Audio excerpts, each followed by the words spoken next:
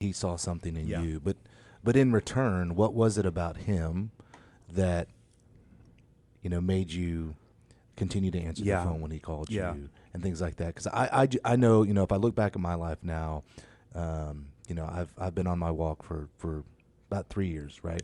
But before that, I can go back to think of, there were people trying to disciple to me before, Mm-hmm.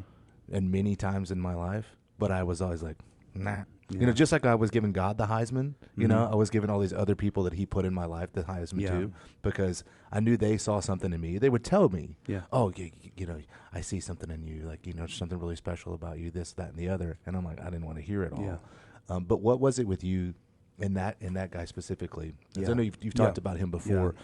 That just, was it the endearing qualities that he had, Yeah. or that Yeah. you never felt condemned when he talked to you? Because I Yeah. think that's where it was for me. I had so much pride that when I had somebody trying to check me on my behavior and stuff, I'm like, oh, you don't know any better, Yeah. and I just go on about things, right? It was his. That's a great question. It was his authenticity. Like, I saw his life lived out.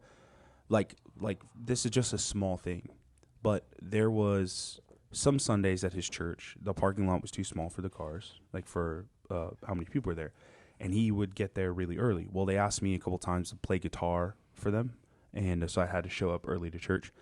And I see him. It's like still dark outside. I see him walking down the sidewalk from a parking lot like a quarter mile from the church.